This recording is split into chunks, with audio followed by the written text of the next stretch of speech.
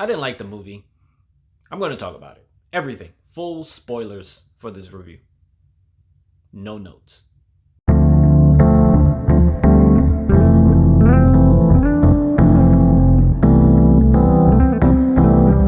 Hello, welcome to Just My Thoughts. I'm your host, Khaleel Ward. On this episode, I'll be talking about Mortal Kombat 2. It's the sequel to the 2021 movie that came out on HBO. It's the same cast of characters, and they added Carl Urban. This movie opens up with a flashback, just like the first movie. This time, we're focused on Katana and her dad getting killed by Shao Kahn, and Shao Kahn basically trying to take over all the realms by winning 10 tournaments. And then he takes Katana. It's kind of like Thanos took Gamora. He's like, after he killed her father, he's like, well, you're mine now. You're my daughter. Or whatever. I thought Shao Kahn looked cool. In terms of like positive, Shao Kahn looked really cool, menacing. I'll talk about him more a little bit later.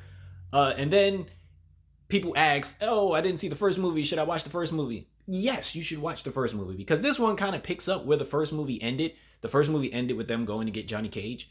And it's kind of like if you watch John Wick 2 and you see John walking with a dog and you don't know why. Watch the first movie. They throw you right in. Like Earthrealm champions, they're all there. They need a new champion. We got to go get Johnny Cage. They go get Johnny, and he doesn't want to be there. And the promos made it seem like Johnny was about to be this main protagonist that we're going to follow and really watch him. It's not like that. He's washed. He's a washed actor. He doesn't really believe them.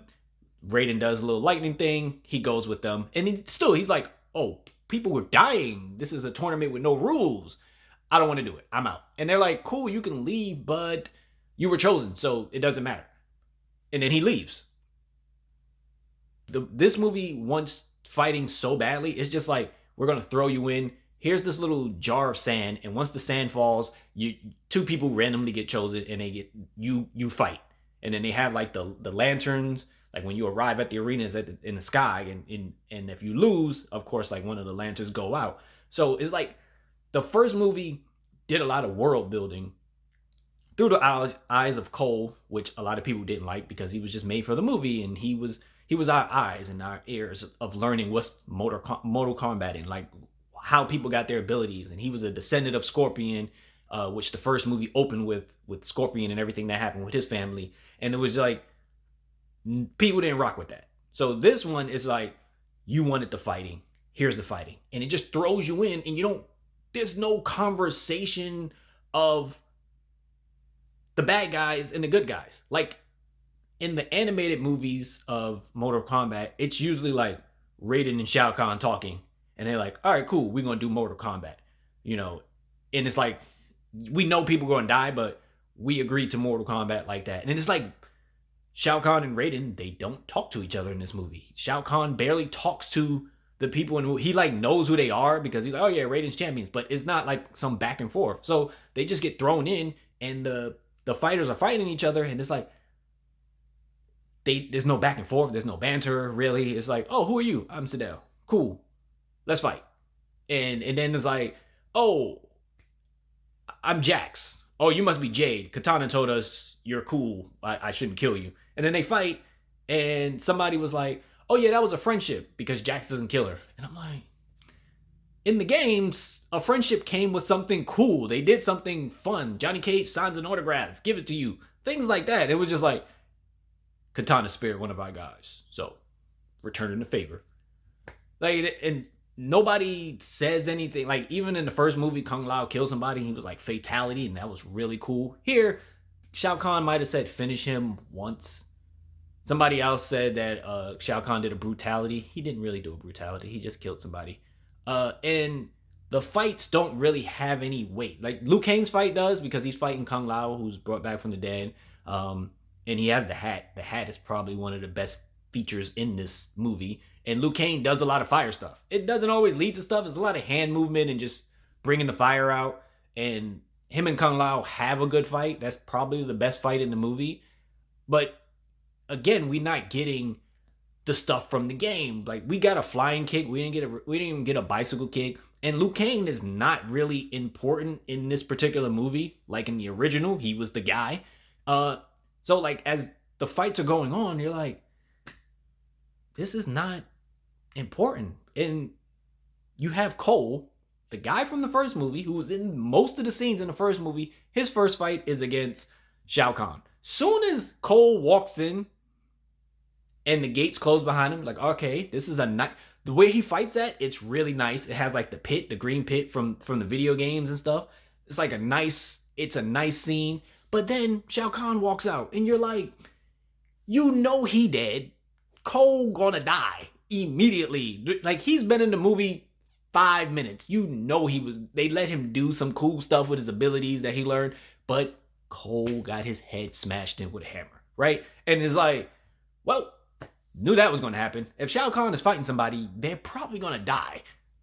So it's like really like nothing memorable about these fights, you know? So as the story goes along, because the story is jumping between fights and then trying to see what's happening in Outworld, and they're trying to power up this amulet that they try to kill Raiden and stuff like that. And it's like none of it is really interesting because you're not staying with a character long enough to like really care about what's going on. Baraka is in the movie. I thought his scenes were pretty good. I thought his design looked pretty good, really good. And he had a back and forth with Johnny Cage because Johnny Cage had to fight him. And Carl Urban is able to get some lines off, some one-liners and stuff. He's not as funny as Kano. In terms of like positives for this movie, I thought Kano was hilarious. Every scene when Kano was on screen, everything felt fun, and he made you laugh. Shao Kahn, like I said in the beginning, I thought his design was great. He looked way better than Mortal Kombat Annihilation. He was menacing. And whenever he walked out, you're like, oh, something is about to happen. The way he used his hammer, his helmet was cool. Like, Shao Kahn was really well done. But like the other villains, there's nothing about. It's just like nothing about them. Like Sidel, nothing about her. Jade, we see her a little bit. There's no character depth with anybody else. Like, but Shao Kahn was done well.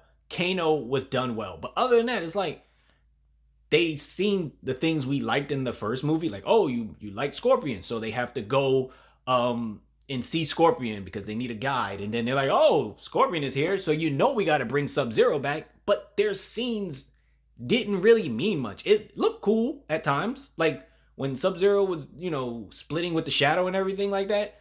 That was cool, but it just didn't fit with the story that was going on as they were trying to get this amulet. And so then you have the other fights happening, but Shao Kahn is just beating people. Like, once Cole gets killed and they're like, oh, we gotta go stop Shao Kahn because he's immortal. Mortal Kombat the tournament is kind of not important because they're like, all right, we're just gonna go over to Outworld. Like, we're just gonna go there. We're gonna use this passage that Barack showed us. And then they kind of get teleported again for a fight. And it's like, throwing everybody into this tournament where everybody just gets teleported, it's not working right now with the story. So like, once they do everything to save Raiden and try to stop Shao Kahn, when those fights are happening, it's still like, this is not important. Liu Kang gets killed, right?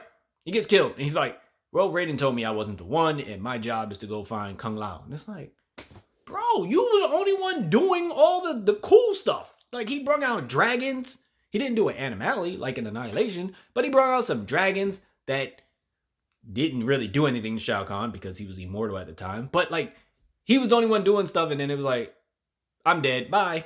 And he just flies off. Like, he doesn't even die like a regular dead. He's just like, all right, I know I'm dead. Cool, I'm out. And then Katana has to fight her dad, in this last duel. And her finisher, her fatality was cool. But like, there are some moments where it's like, oh, that's a cool looking moment. Like I said, Liu Kang and Kung Lao fighting, but there's nothing memorable. Like, oh man, like when this comes out on streaming or something, like, oh, let me pull up this fight from this movie. That was dope. And the movie ends and you're like, okay, everybody, they're gonna go get all the dead people back? Oh, all right, I guess. Like, so people were saying it's a much improved version than the first one. It's improved because they're not focused on this guy who's not in the video games. I would say that. And there's more fighting. There are fights happening. For me, they're not important or memorable because we don't have no back and forth between the characters. Like, you know, like in the original when Sonya wanted to kill Kano, you know, for a reason. I would say, like, go see it, because I know there are a lot of Mortal Kombat fans out there. Like, yeah, go see the movie, go support the movie, and you might see some of your favorite characters. But like, in terms of a movie, it's not good. I would say, like, the animated movie on HBO, Mortal Kombat Legends, they have one called like Snowblind or something like that, and it follows Kenshin, the guy with the sword, the blind guy, and like how he gets blind. And then there's a version of Sub-Zero in there who doesn't really want to fight anymore, and you have Kano as the bad guy. That movie, if you see that movie, it's a little smaller in scale. It's post-apocalyptic type movie. It's like a Mad Max type. That movie right there, it's something that I think Mortal Kombat live action movie should focus on. Something smaller where it's not you bringing in every single character and they're not really able to do a lot. Like, it should be a little smaller group and, you know, a more focused story rather than just like, okay, this tournament that we have to get to. Because like, there's a lot of people in the movie, but everybody doesn't really get to do much. Like, they do their abilities once or twice. I think Johnny Cage does his shadow kick once, but like, it's not fun. Like, I like bad movies that are fun, but this movie just was not fun. It was kind of bland and boring to me. But those are just my thoughts on Mortal Kombat 2. If you watched it, let me know what you thought about it. Like I said, go watch the movie. You might have fun with it. You might enjoy it more than me. This is really it's Mortal Kombat. So people just love Mortal Kombat and they're gonna like love whatever they see on screen regardless. But go check it out. Let me know what you thought about it. Thanks for watching. Thanks for listening.